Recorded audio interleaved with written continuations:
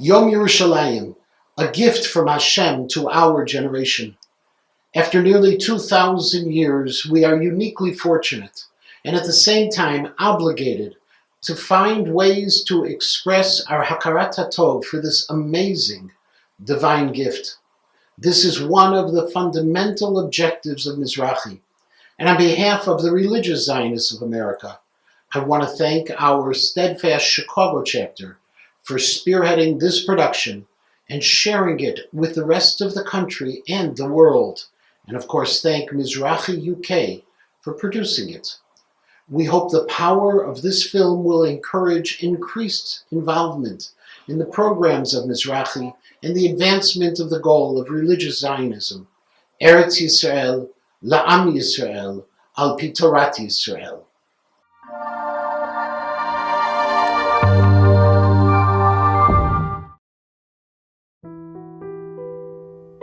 Yerushalayim, a city to symbolize all of Jewish history. Yerushalayim, a city of gold.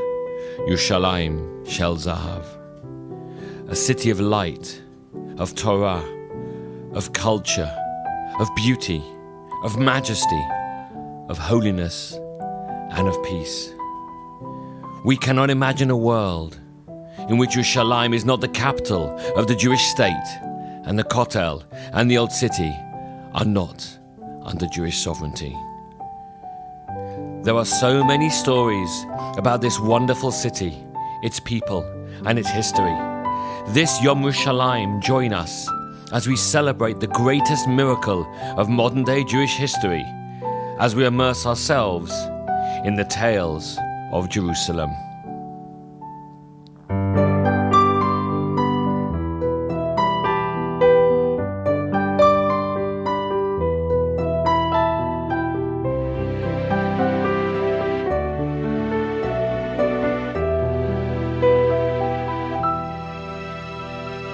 Come, let us tell the tales of a city known for its beauty, splendor, and grace. Come, let us find the words to describe her. She is not like any other place. Yerushalayim, the place to live. Yerushalayim, Harim Saviv. Yerushalayim, Shel Shalom. Yerushalayim, we're going home. Where else in this world can you find a wall? Whenever you touch it, it touches you. Reach for its stones, they're moist with the tears of our hopes and our dreams that we know will soon come true. Yerushalayim, the place to live. Yerushalayim, Harim Saviv. Yerushalayim, Shel Shalom. Yerushalayim, we're going home. Yerushalayim, the sky so blue.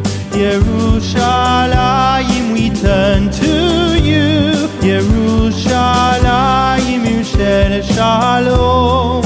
Yerushalayim, we have come home.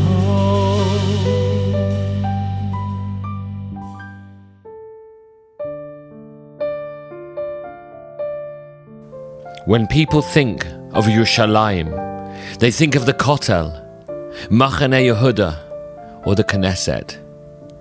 However, Yerushalayim's glory is not just in its places, but in its people as well. People who over the centuries have made their mark on the city and on the people living there.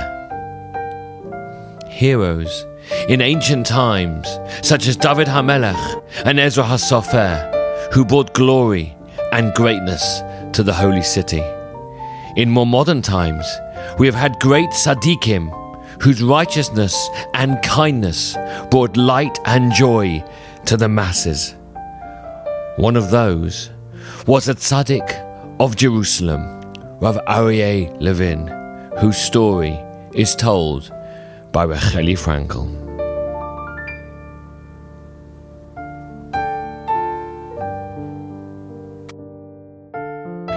For most of the previous century, part of the Jerusalem scenery was this short man dressed in black with a hat, a rabbi, known to everybody as Reb Aryeh.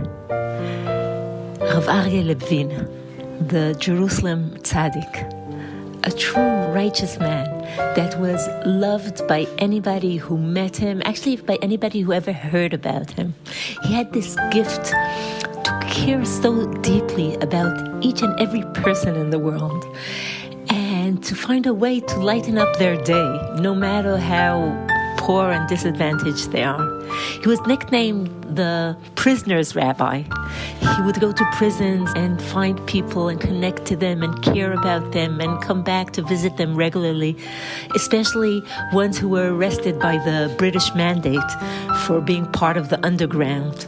Some of them were sentenced to death, and the only light in their days were the regular visits by Reb Aryeh Levin. He would go to hospitals and where people were totally neglected, people with contagious diseases and lepers hospitals. He once came to a place and there was one person who was really in a terrible, terrible shape. It turned out that he had no relatives in the world, so nobody really cared about him. And he was extremely neglected. So he got this beautiful plant and he came over to the head of the hospital and he says, I happen to be the closest relative to this person, and please, would you take good care of him? And from that day on, he regularly came to visit this new relative of his. One day he was walking in the street and he always had this habit of being the first to greet a person, to come over, to connect, to smile, to say a big shalom. And down the street he saw someone he actually recognized, and he was approaching him to greet him, and he realized the person is trying to avoid him, not making eye contact, looking the other way, trying to get out of his way. And Reb Aryeh reached him and said, what's wrong? Why are you running from me? And the guy said, I really feel bad. It's just... recently, I kind of changed my ways, and I took off my yarmulke. I no longer with a kippah. It reflects where I'm at the moment. And seeing you, the rabbi, I felt bad. You should, I'm so embarrassed. You should see me like this, with no, walking around with my bare head.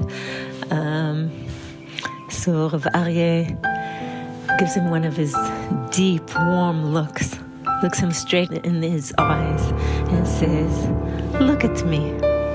I'm a very short man.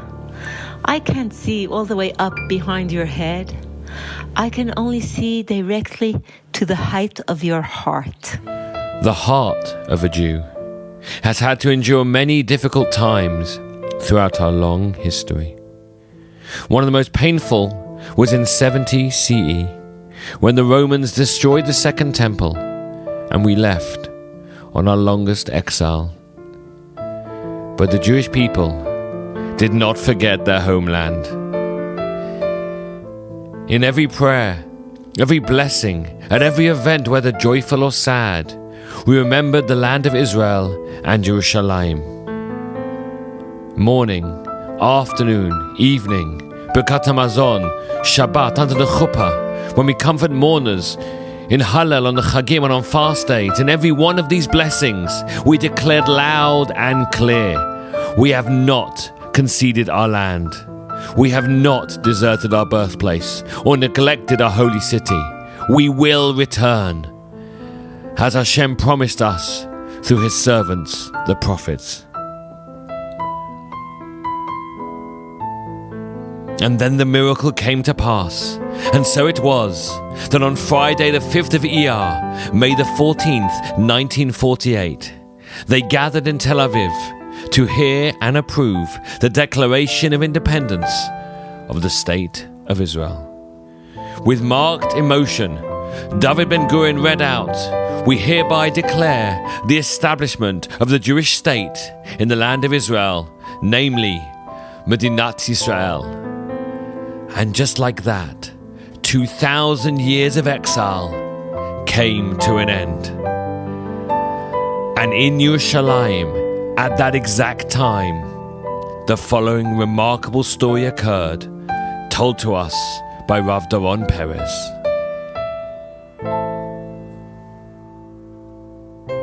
My personal favorite story about Yerushalayim is undoubtedly the encounter, the final encounter between the last British officer to leave the old city of Jerusalem in May 1948 at the end of the mandate with the chief rabbi, Rabbi Mordechai Weingarten, the senior citizen of the old city. It is this encounter which I think about every single time I walk past the Or HaChaim Street towards the piazza and onto the Kotel. Every time I walk past this road, I think of this remarkable story, a defining story in Jewish history. Indeed, it's told in the beginning of the book, O Jerusalem, by Larry Collins and Dominique Lapierre, and they open with this moving account. And they say that as the officer made his way out of the old city, they recount as follows. As he moved forward, he stopped in front of the arched stones crowning the entry to number 3 Or HaChaim Street. Inside, surrounded by his collection of ancient books and silver Jewish artifacts, Rabbi Mordechai Weingarten, the senior citizen of the Jewish quarter, had passed the afternoon in the reassuring company of his sacred texts. Lost in his thoughts, he hesitated a moment at the knock at the door. He got up, put on his black vest and jacket, adjusted his gold-rimmed spectacles and his black hat, and stepped into the courtyard. There before Weingarten stood a middle-aged British major wearing the yellow and red insignia of the Suffolk Regiment. From his right hand dangled a bar of rusted iron, almost a foot long. With a solemn gesture, he offered it to the elderly rabbi. It was a key, the key to Zion Gate, one of the 7 gates of the old city of Jerusalem. From the year 70 AD until today, he said, a key to the gates of Jerusalem has never been in Jewish hands. This is the first time in 18 centuries that your people has been so privileged. Weingarten extended a trembling hand to accept the key. Jewish legend held that on the night the Roman Emperor Titus destroyed the temple, the despairing priests had thrown the keys of Jerusalem to heaven, crying, God, henceforth you be the guardian of these keys. Now the improbable agent of their return to Jewish hands stood to attention and saluted. Our relations have not always been easy, he said, but let us part as friends. Good luck and goodbye. Baruch atah Hashem, blessed are you, Lord, murmured Weingarten. Elokeinu melech haolam, shehecheyanu, v'kiyamanu, v'higianu lazman hazeh, who has granted us life and sustenance and permitted us to reach this day. Then, addressing the Englishman, he said, I accept this key in the name of my people. However, although Ben-Gurion sent out the order to hold on to Yerushalayim at all costs, the sad results of the 1948 war were otherwise. The old city of Yerushalayim fell, and a wall would divide the holy city for years to come. Ha'ir asher badad yoshevet uveliva choma, a city that sits solitary, and in its midst is a wall. And for those 19 long years, we gazed over the barbed wire and no man's land, towards the old city and the Temple Mount. Yes, we had regained our body, but not our soul. And then perhaps the greatest miracle of them all, a miracle Israel never expected. By June 1967, the country had barely 3 million Jews.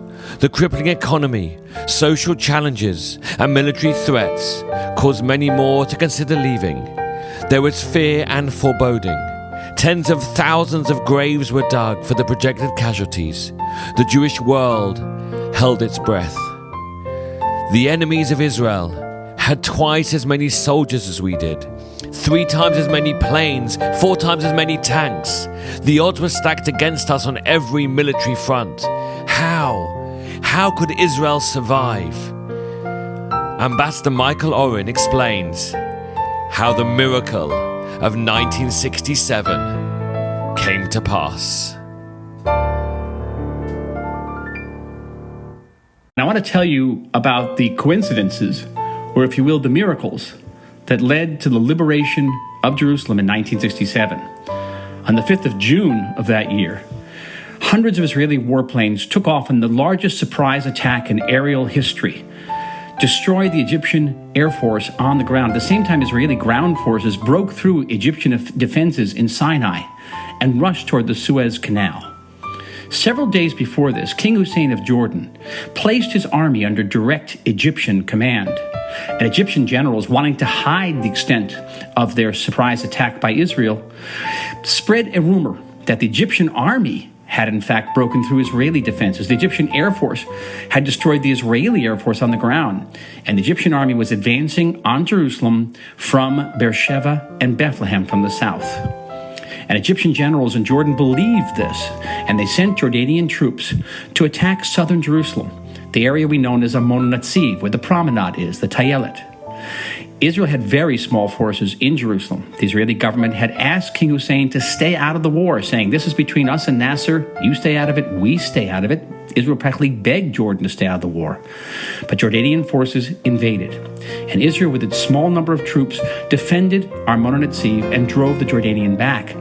But at the same time, large Jordanian forces, including 100 tanks, advanced on Mount Scopus in the north. And Israel simply did not have enough troops to defend the city. And so the paratroopers who were down in Sinai preparing to drop on parachutes into El Arish were loaded onto buses without the right equipment, without the right arms, without even maps to the city of Jerusalem. They drove to Jerusalem and went right into battle. And some of the fiercest fighting of the entire Six-Day War took place on Ammunition Hill in an attempt to link up with Mount Scopus. By the morning of June 7th, that had been accomplished. The Jordanians had been driven back, and Israeli forces sat atop the Mount of Olives looking down at the old city. At that point, still the Israeli government hesitated, didn't want to take the old city, fearing of the world backlash, Jews taking over the holy places of Jerusalem.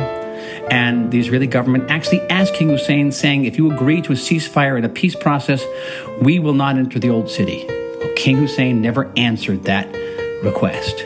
And so at 11 o'clock in the morning, the paratroopers broke through Lions Gate, and 2 hours later, the word came back, Har HaBayit Be'adenu, the Temple Mount is in our hands.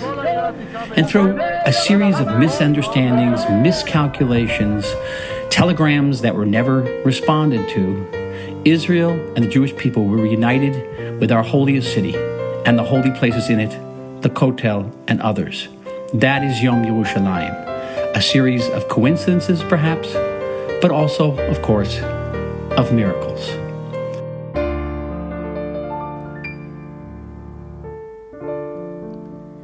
In 1948, we regained our body. But in 1967, we finally got back our soul. Today, we walk to the Kotel with hundreds of other Jews. We daven in the magnificently rebuilt Churva synagogue, and we listen to the sound of Torah learning emanating from the myriad yeshivot and seminaries in the Rova Yehudi, the Jewish quarter. Yet we all know how different Yerushalayim was before 1967. In the lead up to 67, those in Yerushalayim felt anything but secure as the Arab world closed in. We've heard about how it was for the soldiers when our city was returned to our hands. Now follows an account of what it was like to be living in Yerushalayim when the miracle occurred, and when we were finally able to return to the old city and to the Kotel, told by Rabbi Pesach Krohn. This touching story happened with my wife, Miriam Krohn, but way back in 1966 and 67, before she was married and was a seminary student in Eretz Yisrael. Miriam is from Denver, but she never imagined when she left Denver in 1966 to be a seminary student that she would experience and be part of perhaps one of the greatest moments of Jewish history, and certainly from the greatest moments of Yerushalayim. Throughout the winter of 66 and the first part of 67, seminary classes seemed to be normal. But then in May, there were the winds of war. The Arabs were threatening war against Eretz Yisrael, and Eretz Yisrael stood alone. And in the classes, the teachers began telling the students how to run in the streets, how to get into the shelters and make sure that they were protected. And sure enough, on a Monday morning, on June 5th, war broke out, and the girls had to run with their sleeping bags and their sidurim and their basic needs, and they ran into the shelters. And my wife said that you could see that soldiers were being called up and being taken in trucks and being brought to the various fronts. Now, her father had called her and insisted that she come back to America, but she had the strength and the conviction to say that she felt that she would be safe, and she did not want to go. And after a while, then there was no longer any flights, and she couldn't return. And now, as she was in the shelters, they could hear the sirens, and everybody was terrified and afraid.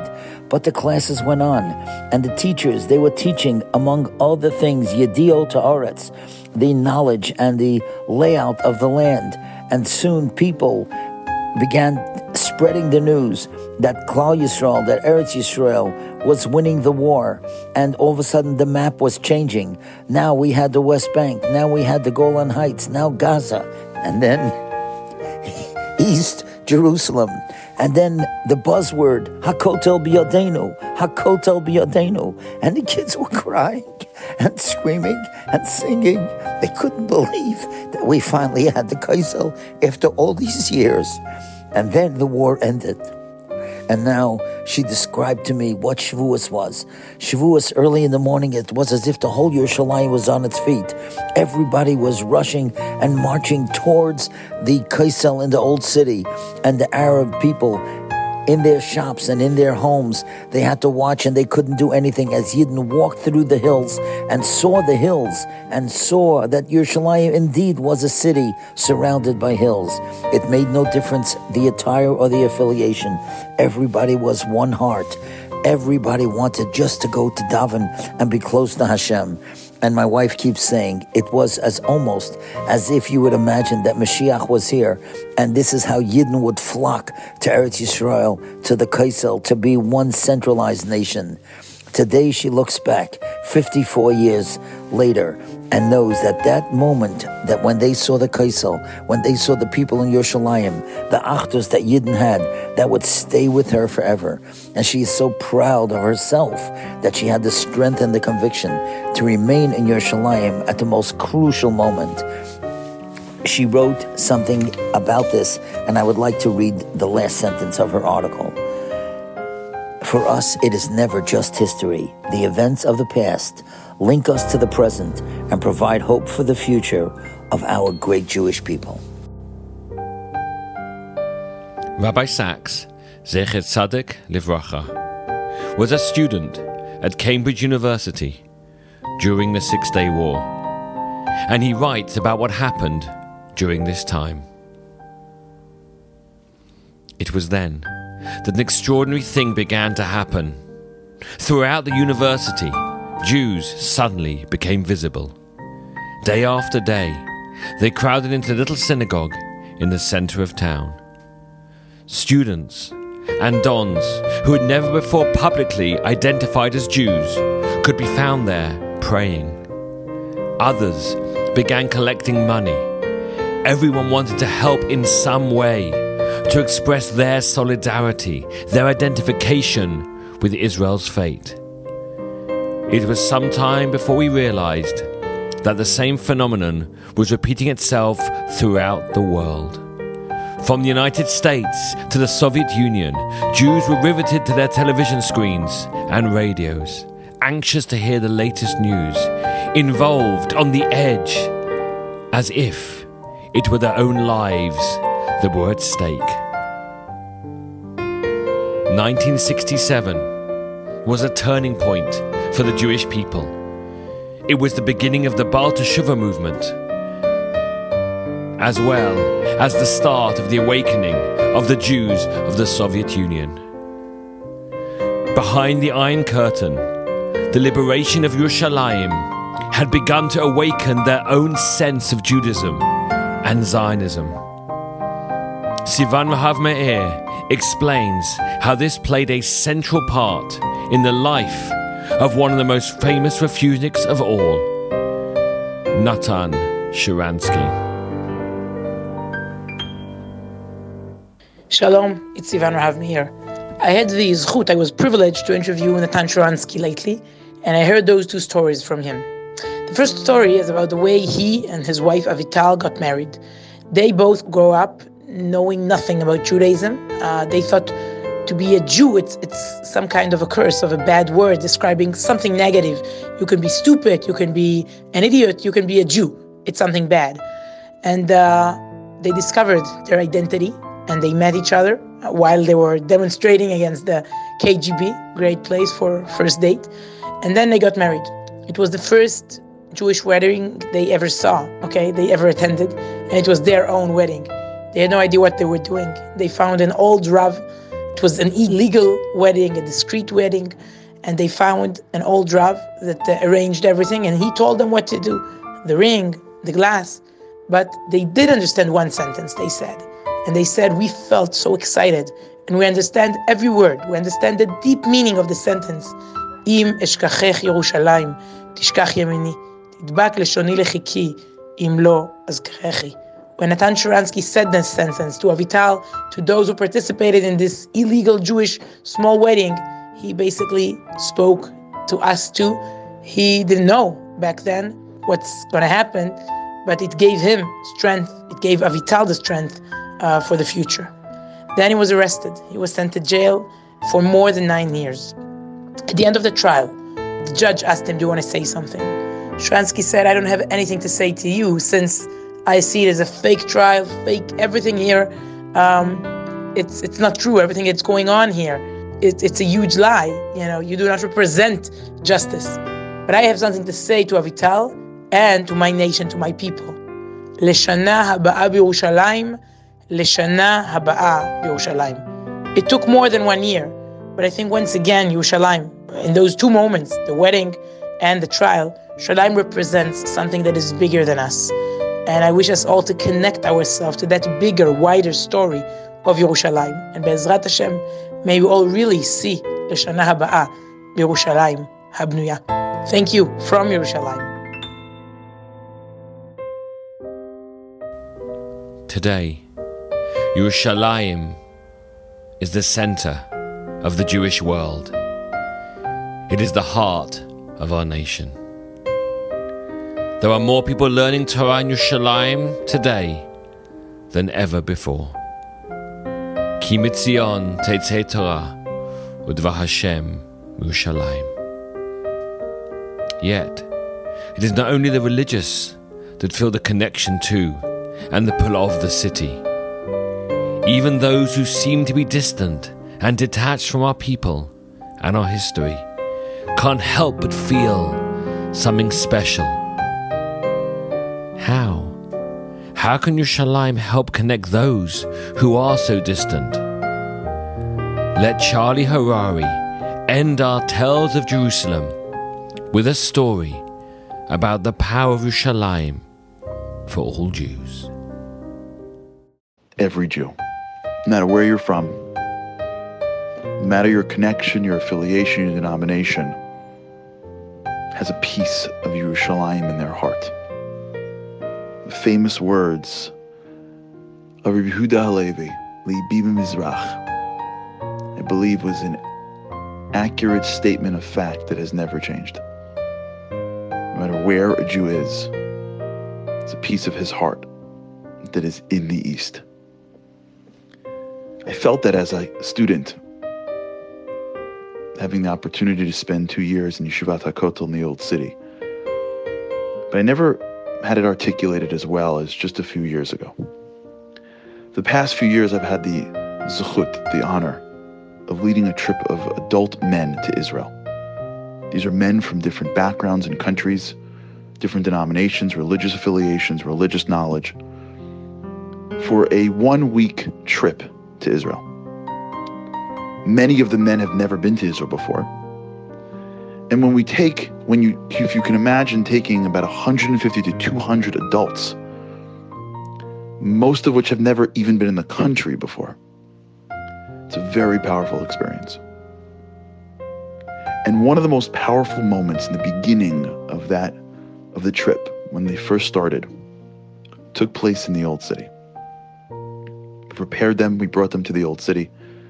We introduced them to what they were about to experience, and then in silence, we all walked to the Kotel.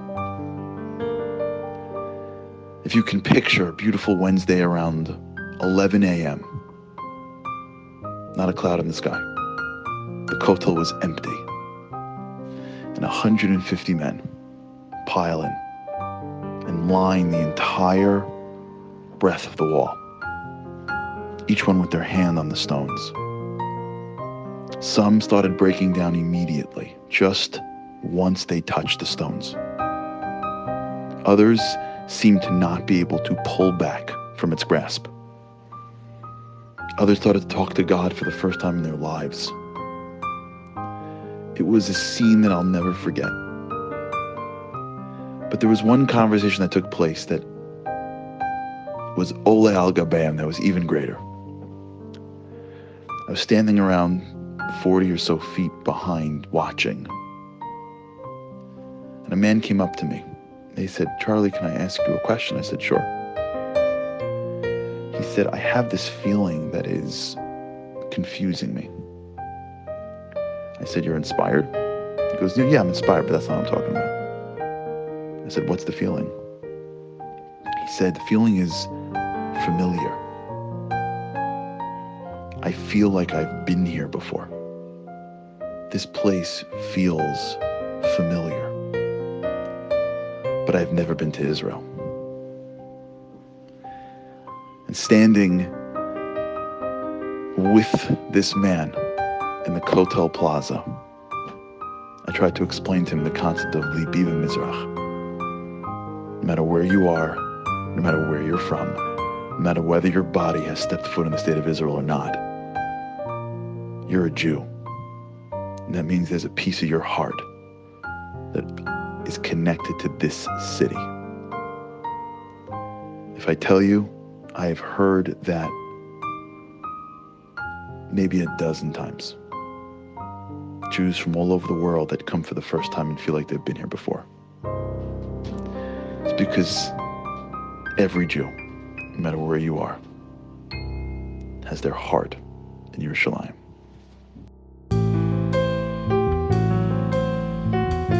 Yerushalayim is in all of our hearts. Yerushalayim Shebalev.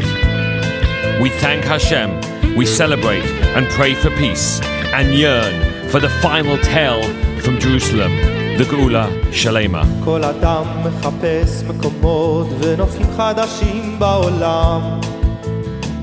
הוא חוצה יבשות וימים במסע של הנפש לשם.